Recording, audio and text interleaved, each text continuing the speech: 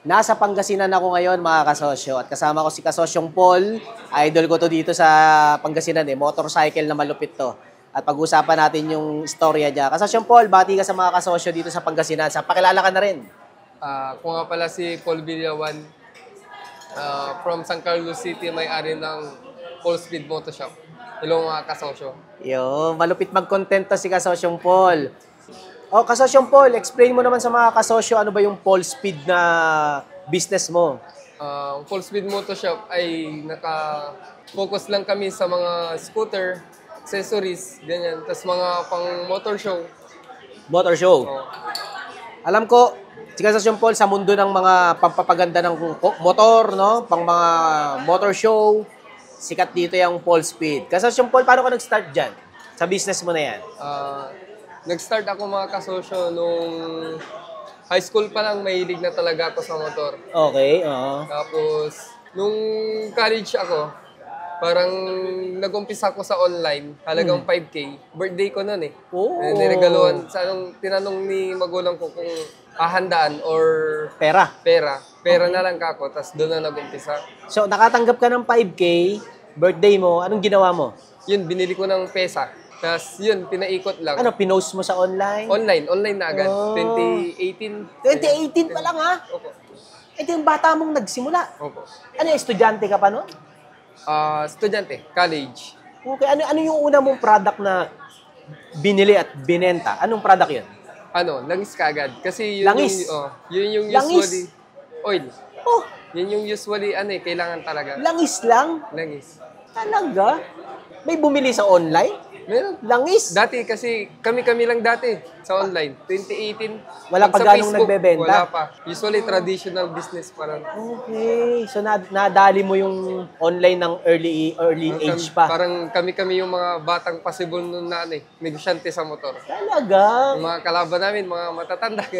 Oh, kayo yung, siyempre, mga sabay sa bago. Opo, mga sabay sa bago. Kaya nakapenetrate kayo sa online. So, after mo mag-buy and sell ng langis, no, post-post, anong istoryahe? Alam ko ngayon may mga shop na si kasosyong Paul, no? At papunta tayo dun sa invention niya, mamaya tatapik natin yun. Paano tumawid from online, tas ngayon nakikita ko sa Facebook, may mga shop ka na. Anong execution mo doon, progress? Nung lumalakas siya sa online, nagsumubok ako kasi uso pa nun yung rent. Magre-renta ka talaga. Parang physical store, yes. Anong taon yan? 2019. Unang physical store mo, 2019. So, mga 1 year ka na nag-online. Nag-online. So, ibig sabihin, sobrang lakas ng online mo nun. Sakto lang. Sakto lang ha. E di, ito na, may pera ka na, kumuha ka na ng physical store. Okay. Dating, physical store, yung hindi siya talaga parang rentahan. Parang dati siyang sari-sari store na nagsara. Tapos yun na lang yung nirentahan namin para mura. Halagang 1,000 lang. Ay, 1K lang per month. Opo. Nung time na yon, Time na yun. 2019, murang-mura pa rin yun. So, yun ang unang mong pwesto. Yun. Okay, ano nang mga dinagdag mo dun sa mga items mo nun? Nagka-service ka na rin? O paano nangyari? May store ka na? Ano nang nangyari? May store na. Tapos uso na yung yung Thai concept. Thai concept. Thai concept. Bakit ang motor mo ba Thai concept? Thai concept. Okay, so ano ka, market ka nung Thai. Thai custom, no? Doon talaga sa Thai. Pumalo. Ano yun? Nagdadalhin yung motor sa inyo, tapos papagandahin nyo na Thai concept. Thai concept. So yung mga kinakabit doon, tinda nyo. Tinda namin. Kasi kami lang, pag Thai concept, kasi Kayo lang. halos kami lang din eh. Okay. Merong mga mangilan-ngilan, pero sa San Carlos talagang Full isa speed. lang, full speed lang talaga. Okay. So pag usapang Thai concept dito sa Pangasinan, full speed yun. Dumagdag, every taon may panibagong concept na naman. May lalabas na bago yan no? Bago na naman. Tapos ganun na lang, sumasabay-sabay na lang. Pero ngayong taon, parang nag-iba ako ng hindi na ako sumabay. Okay. Kasi pag, halimbawa naglabas sila ng bagong release, nag-aano na naman yung price bumababa. Bakit bumababa? Anong nangyayari sa economics nun? Pag may bagong model ng Thai concept, Hindi. Pag, halimbawa, na ngayon eh. Di ba, nag-umpisa sa Thai. Tapos, Malaysian concept. Tapos Japan. ngayon naman, Ano bang bago ngayon? Indonesia Indonesia naman. naglabas na. Yun yung uso ngayon. Okay. So, dyan, hindi ka na sumabay. Sumabay pa ako sa Indonesia, pero parang hindi nagaano. Bakit? Kasi pag labas ng bagong design, naglalabas ulit sila ng bago, bumababa yung value ng So wala rin. Pag tumagal sa'yo, hindi mo mabenta kagad. Kasi bumagsak na. Babagsak na yun. Kaya nag-focus na ako sa performance naman. Okay, so nag-shift ka sa performance. Pero motor pa rin to, mga kasosyo. Motor pa rin. So speed naman, performance na. Ano nang pinagkaiba? Dati kasi style, no? Pampaganda. So ngayon, nandun ka na sa makina. Pampabilis na. Pampabilis. Ano nang galawan mo sa negosyo mo na yun? Full speed pa rin to. Full speed pa rin. Okay. Anong bago dun sa service nyo na yun? Pinapabilis yun yung motor? More on, hindi kami sa pangpabilis. More on maintenance naman maintenance. Okay. Para maganda. Mga full PMS. Mga ganun naman. Okay. Full service sa motor. Okay. Ilan ang branch mo ngayon, Kasosyong Paul? Isa lang. Focus, isa lang. Isa lang focus. Pero online, hataw kayo. Nakikita ko online. Ano yan? Kayo dinadayo, no? Talo sila na pumupunta. Di ba? Nag-trade din kami sa, dati, mga Shopee, ganun. Kaso ang laki ng kaltas. Oo, lugi. So ngayon, isa pa rin ang shop nila, Kasosyong Paul. Hataw sila sa online, ganda na nilang tumira sa online, at kayo ang pinupunta ng customer. Bakit kayo dinadayo ng customer sa palagay mo? Anong merong kakaiba sa business nyo? Bakit kahit isa shop nyo, kayo ang pinupuntahan? Anong malupit? Yun din, parang may karisma ata sa motor. Kasi kung ano yung sabihin, parang nakikinig sila. Talaga? Pagdating sa motor. Kasi alam mo yung sinasabi mo eh. Opo. Kasi bata ka pa lang nun, alam mo na yung motor eh. Di ko rin alam Bakit ganun? Parang may karisma, ganun ba? Nakikinig sila, kahit anong sabihin ko parang naniniwala sila. Nararamdaman kasi nila na alam mo yung sinasabi mo. So yun ang lamang mo. Yun yung lamang ko. Hindi, ramdam nila na, ito hindi to Google lang, hindi to YouTube lang. Na meron kasing ganung export kuno eh, no? Experts.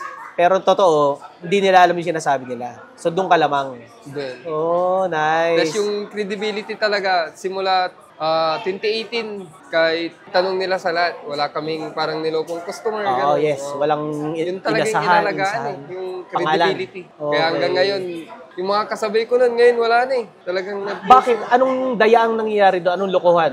Naningil lang ganito pero yung serbisyo, sablay, ganun ba? mga ganun. Yung mga may magpapa-pay order sila na sa kanila na yung pera. Tapos, hindi darating ganun. Parang hindi Scam. nila ibibigay, parang scam. Okay. Tapos minsan, yung sobra-sobra maningin. Pero supot yung serbisyo. Kulang-kulang talaga. So, rinispeto mo yung kredibilidad ng negosyo. Yun talaga. Ayos. Ay, ano naman sabi ng mga magulang mo sa'yo na sa batang edad mo, no? Umawa ka talaga ng negosyo. Anong perspective ng magulang mo sa'yo? Anong pinapayo nila sa'yo? Especially noong nagsisimula ka pa. Kasi, kasosyong Arvin, mag-isa lang akong anak. Gusto nila makatapos ako. Yun nga, di ba, 2019, nung nagka-market ka na. Hindi, anong tawag dito? Yung pandemic? Physical shop. Physical shop na, yes. Physical shop na. Ang dito, naglalaban yung OGT. Mag-OGT na ako criminology student. Okay. Pag-graduate ka na. Pag-graduate na, OGT, tas shop. Hindi ko napapasukan yung mga subject ko na Kasi, isa para makapag-OGT kasi andun ako sa shop. Busy ka na sa business. Tapos nung, parang nagdasal ako, sabi ko, isa pa na hindi pa ako papasa dito sa isang subject para makapag-OGT. Baka hindi na para sa akin to. Doon ako sa negosyo. Tapos talaga, hindi ako pumasa para mag-OGT. Doon ako sa, focus ka na sa business. Na dire-diretso. Sa'yo okay. Yung magulang mo na ikaw lang ang anak, naintindihan ko na yung anak kong isa, nag-iisa, hindi pa nakatapos. Anong sitwasyon nila ngayon? Gagalit ba sa'yo o malungkot? Hindi, nung una, syempre pag negosyo kasi hindi ka agad kikita eh. Yes, totoo naman. Minsan kinukumpara, nagninegosyo ka, tapos tinan mo yung ibang nagninegosyo, 1 taon pa lang. Nakabili na ng sasakyan. Okay. Nakabili na ng ikaw mga daw sasakyan. tagal nung success. Ikaw, tagal mo. Siya, yung mga naibabaliktad ko kasi pag mga ngayon na, sila na yung mga sarado. Sabi ko, tingnan nyo Kasi nagmadali silang yung mga sinasabi nyo, sana sila ngayon. Sarado na. Tayo, mabagal man, pero maganda ang kredibilidad. Ngayon, okay naman na. Talaga? So ngayon, tanggap na nila? Binaliktad ko yung nila eh. Kasi parang dati, yung gusto ko kasing course, business ad. Kaso, ayaw nila. Gusto nila criminology? Gusto nila bus course na may board exam para pag passer, makakapasok sa gobyerno. Yun yung mga traditional plano. Kasi sila. Kaso galit sila eh. Binarik ko yung... Kasi nagnegosyo ka. Tapos konti na lang hindi mo pa tinapos. Konti na lang, hindi pa tinapos.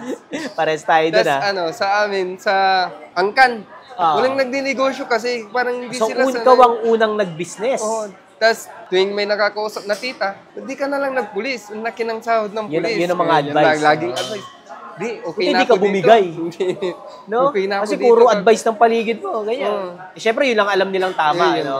Kaya nung sinasabi, paano ka nanindigan na, hindi, kahit yan ang advice nyo, kahit lahat kayo, yan sabihin nyo na ganito, mag-aaral ako, employment, paano mo nilaban yung pinaniniwalaan mo sa business na pinasok mo? Feeling ko para business talaga ako eh. Parang destiny. Parang pinanganak.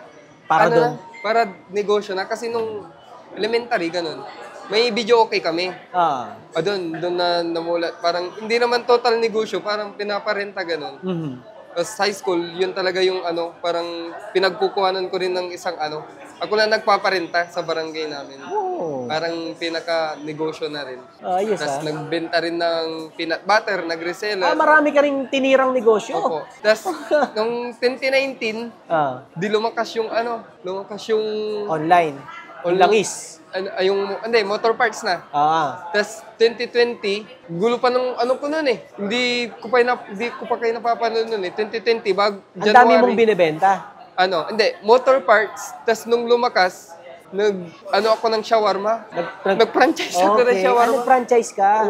Hindi mo pa ako hindi mo pa nasasabi na Hindi mo pa napapakinggan na wag na, focus na tayo dito sa... Pero sa kaibigan ko yun. Franchise mo? Ako sinusuplayan niya ako, tapos ako yung nagbebenta. Nabudol ka nung kaibigan mo. Joke lang. Nabentahan ka ng franchise. Nag-away nga kami nun eh. Talaga? Hindi rin parang, Tapos nung nag-pandemic, nung hindi na ako kumukuha sa kanya, kasi pandemic na eh. Ngayon, kinuha niya na rin yung mga pinahiram niya. Okay. Hindi na natuloy ulit yung pag magre-reopening sana kami. Kasi tapos na yung pandemic nun eh. Hindi na natuloy kasi kinuha niya na yung mga gamit. Tapos yun, balik motor ulit. Tapos doon na talaga, nung nakilala ko lang kayo nun, Zoom meeting. Doon na, talagang pinukusan ko na yung motor. Talagang focus para dito talaga. Buti di ka nalihis. Hindi ka na. Oo, no?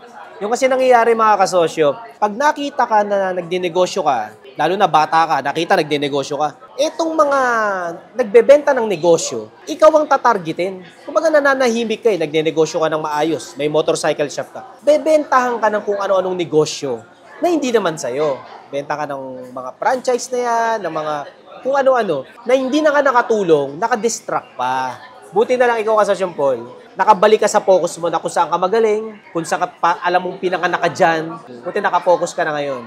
Speaking of focus, alam ko, meron kang invention, di ba? Yung may invention si Kasosyo Paul, di-discuss niya mamaya. Paano mo naitawid, no? From service. Kasi service is service. Hindi siya ganun ka-replicable. Ang scalable, maggawa ka ng sarili mong product. At yun ang ginawa ni Kasosyo Paul. May sarili silang product ngayon. Ano yung product na yun, Kasosyo Paul? Ano yung invention na yun? And paano mo natawid yung from service, ngayon may product ka ng sarili? Simula nung napapanood ko si Kas Arvin, doon, ang hirap kasi i-franchise pag motorcycle shop eh. Service kasi siya. Service kasi. Sobra, tas magastos. Kaya ang ginawa ko, naghanap ako ng brand na kayang gawin dito sa Pilipinas na ma-applicable sa motorcycle. Brand na product? Okay. Tapos, yun nga, sa kasamang palad, okay siya nung una. Tapos ngayon kasi napasok na ang daming gumaya. Sobrang dami. Tapos yung mga ibang mga mayayaman na player, nag-import sila from China. Okay. Na mas mura. Although sa kalidad, lamang tayo. Yun nga lang sa presyo, tinatalo. Yung masa kasi sa presyo. Pag-accessories sa presyo na Kaya ang ginagawa namin ngayon, iniwan ko na yun. Nasa Tambutso naman ako ngayon.